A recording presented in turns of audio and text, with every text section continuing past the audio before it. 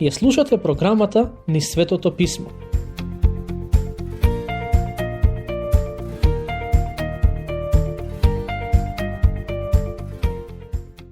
Глава 25 е на некој начин вовед во еден нов дел од Старозаветната книга Изреки. Мудростите кои ќе ги читаме и обработуваме денес се пронајдени и уредени од страна на луѓето на јудејскиот цар Езекија. Тоа го пишува во првиот стих. И ова се мудри изреки Соломонови, што ги собраа луѓето на јудејскиот цар Езекија. По Септуагинтата, старогрчкиот превод на Стариот Завет, наместо зборот луѓето, се користи зборот пријателите. Стих 2. Слава за Бога е да ја обвива секоја работа со тајна, а слава за царевите е да ги истражуваат работите. Токму затоа Господ Исус Христос им рече на слушателите: ги истражувате писмата, зашто вие мислите дека во нив имате живот вечен. А токму тие сведочат за мене. Ако ги истражуваме писмата, ќе се сретнеме со Исус Христос и тој ќе ни го промени животот. Бог не повикува да ги истражуваме работите, но и покрај се мораме да бидеме свесни дека има некои нешта кои не ни ги открил. И без разлика колку истражуваме, мислам дека ќе останат тајна за нас. Тоа се нешта кои човекот нема капацитет да ги разбере. Во Исаија 55:9 многу јасно пишува: но, како што е небото повисоко од земјата, така се и моите патишта повисоки од вашите патишта, и мислите мои повисоко од вашите мисли. Затоа, треба да ги истражуваме нештата кои ни ги открил, но исто така и понизно да прифатиме дека некои нешта ни се недостижни. За да ги истражиме работите кои Бог ги обвил во тајна, пред се треба да се посветиме на проучување на Библијата. Стих 3. Како небото во висините и земјата во длабочините, така и срцето на царевите е неиспитливо. Не можете да проникнете во сите Божји патишта и намери. Ние некогаш не можеме да проникнеме во намерите на царевите, односно луѓето кои ја водат државата, а камоли во Божите. Токму затоа сметам дека никогаш не треба да избрзуваме со заклучоци во однос на тоа зошто Бог прави некои нешта.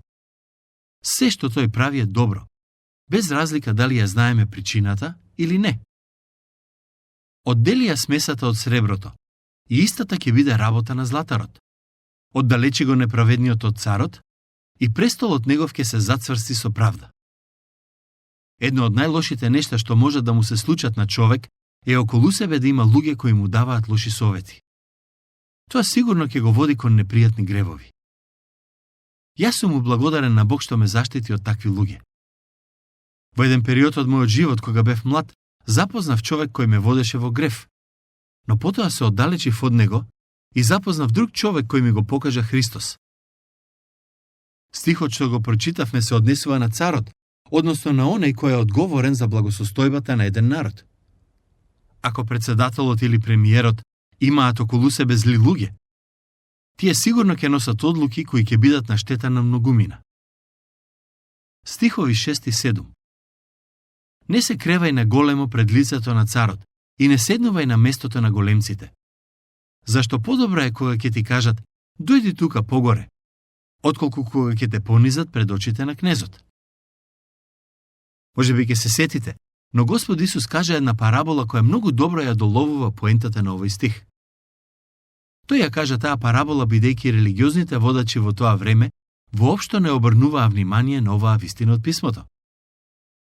Исус зборуваше за богат човек кој подготви голема гозба и ги покани своите пријатели да присуствуваат на истата. Кога дојдоа пријателите, сите трчаа да седнат на најубавите и почесните места на масата. Потоа, Господ Исус го кажа заклучокот и примената од параболата.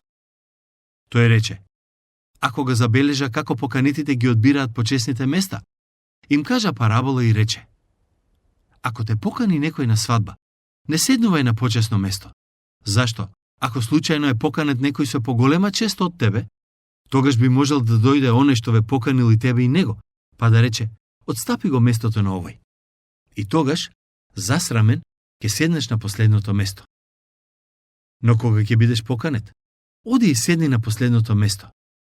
Да оној што те поканил, штом дојде да ти каже: пријателе, премести се погоре, Тогаш ќе имаш чест пред сите оние што седат заедно со тебе на трпезата. Идејата е дека не треба да бидеме луѓе кои самите се наметнуваат. Познавам луѓе од христијанските кругови кои постојано се наметнуваат. Сакаат да бидат први во се и да бидат присутни на сите настани. Може би во бизнис светот можете да успеете ако се однесувате на тој начин, но во Божјото царство тоа нема да ви успее. Стих 8. Не брзај да покренуваш тужба. Зашто? Што ќе правиш на крајот, кога твојот противник ќе те посрами? Господ Исус кажа парабола која го објаснува и овој стих. Тој вели, кога еден цар се подготвува да оди во војна, тој треба да седне и да пресмета дали има шанси да победи во таа војна. Ако не може да победи, најдоброто нешто што може да го направи е да прати гласник за да се обиде да изнуди примири од противникот. Во Стариот Завет има еден настан кој добро го илустрира овој стих. Царот Јошија беше еден од подобрите цареви во Израел и човекот кој беше одговорен за духовна пробуда помеѓу народот. Кога тој беше начело на царството, народот се врати назад кај Бог. Но тој направи една голема грешка. Колку и да беше добар, тој не беше совршен. Кога египетскиот фараон дојде во близина на Израел, тој прати човек кај Јошија кој му рече: "Јас сум во твоја близина, но не сум дојден да се борам против Израел." Јошија беше млад човек и помалку наивен. Најверојатно помисли дека Бог сака тој да се бори против фараонот и тргна во војна против него. И денес има многу луѓе кои го обвинуваат Бог за некои трагедии во нивните животи, кои се последица од нивните своеволни одлуки. Јошија беше убиен во таа битка. Тој се мешаше таму каде што не му е работа. Мислеше дека ќе го порази непријателот, но на крај беше поразен и посрамен. Стихови 9 и 10. Суди се со противникот, но туги тајни не откривај, за да не те прекори оној што ќе го чуе тоа. И тогаш нечестноста твоја нема да избега од тебе. Што е поентата на овој стих? Мудроста не учи да не ги откриваме јавно тајните на другите луѓе, макар и да станува збор за некој кој е наш противник. Ако сметаш дека твојот ближен нешто погрешил, кажи му го тоа в лице. Нема потреба пред сите да ги откриваш неговите гревови. Стих 11.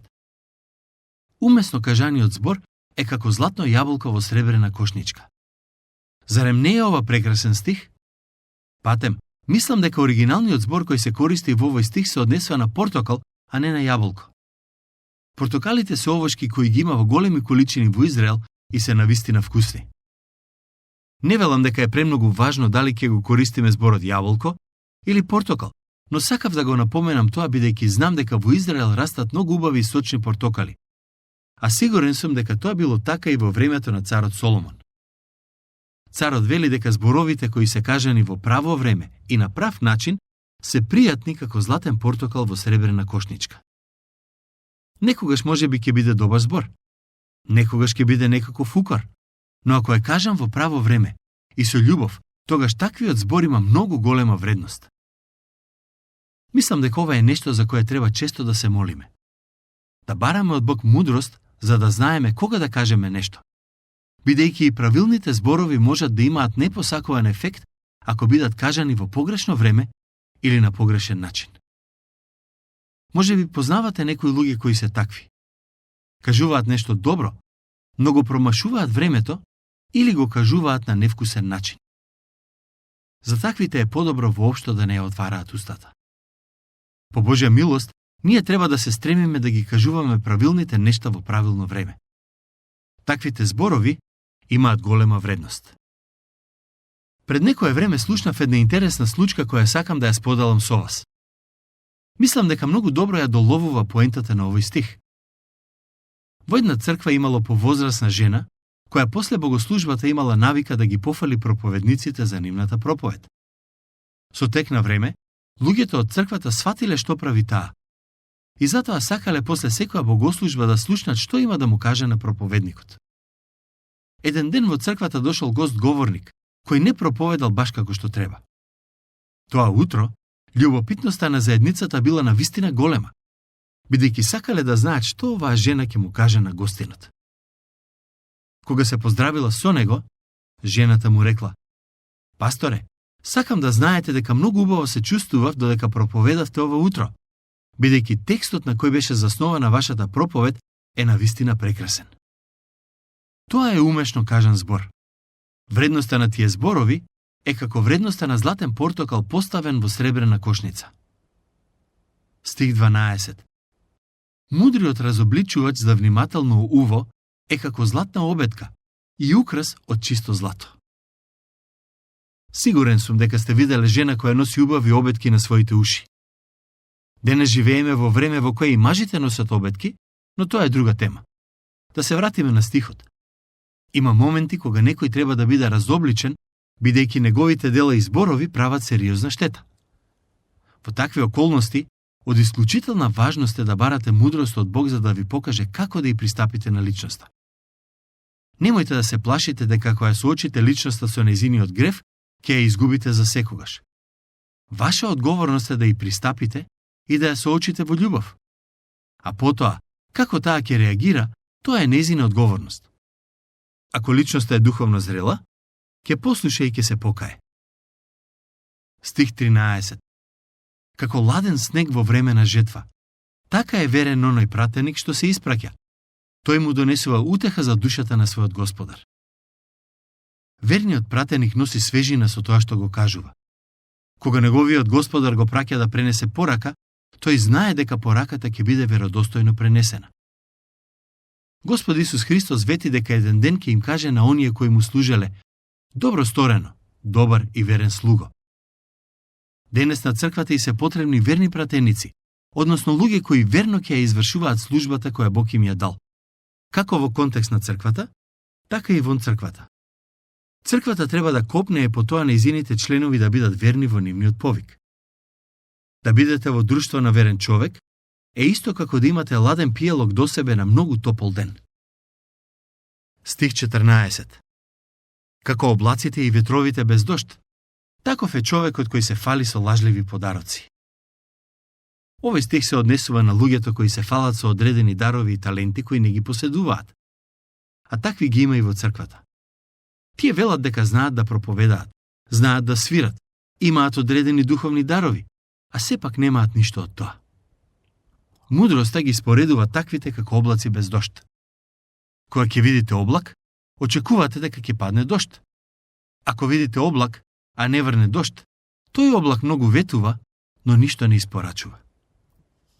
Генерално гледано, мене ми е тешко да соработувам со луѓе кои се фалат за своите духовни дарови.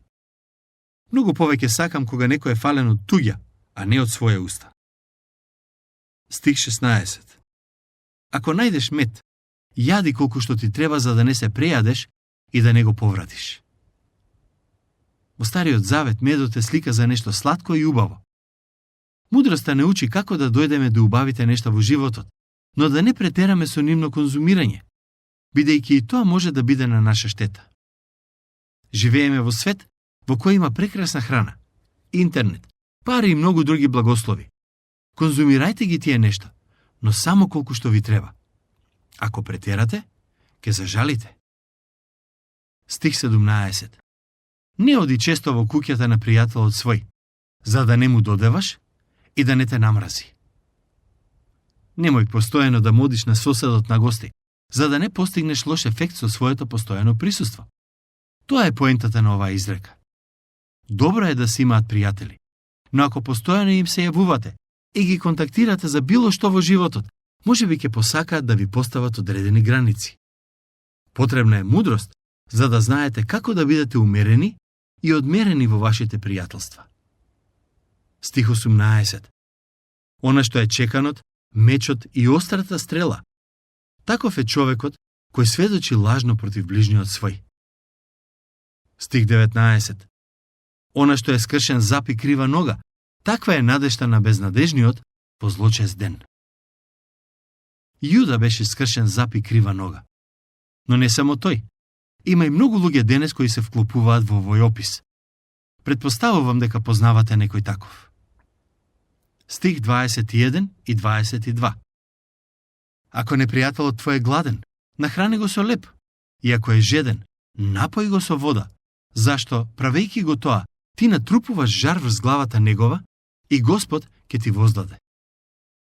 Овие зборови се повторени и во Новиот Завет од страна на Господ Исус, а и од апостолот Павле.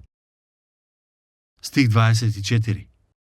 Подобро да живееш во агол на покривот, отколку со жена кавгаджика во широка куќа. Сигурно ќе се сетите дека и во претходните епизоди прочитав еден стих сличен на овој. Треба мудро и во молитва да се избира брачен сопружник. Стих 25. Она што е студената вода за измачената од жет душа, тоа е добрата вест од далечна земја. Мислам дека овој стих се однесува на оние кои се далеку од домот и слушаат добра вест која доаѓа од нивниот роден крај. Патем, овој стих може да има и духовна примена.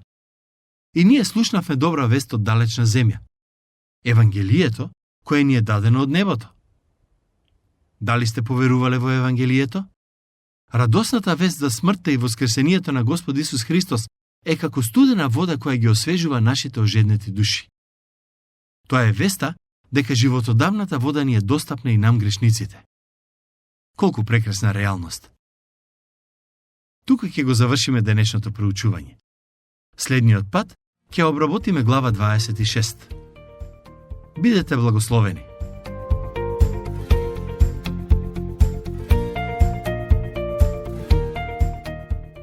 Слушнавте емисија од програмата Низ Светото Писмо. Можете да не слушате и преку мобилна апликација на нашиот YouTube канал и на сите познати подкаст платформи, како што се Google, Apple и Spotify. Ако ви се допаѓаат нашите програми, споделете ги и препорачајте ги на вашите пријатели. Бидете слободни да оставите свој коментар или да ни пишете на нашата имейл адреса nizsvetotopисmo@gmail.com.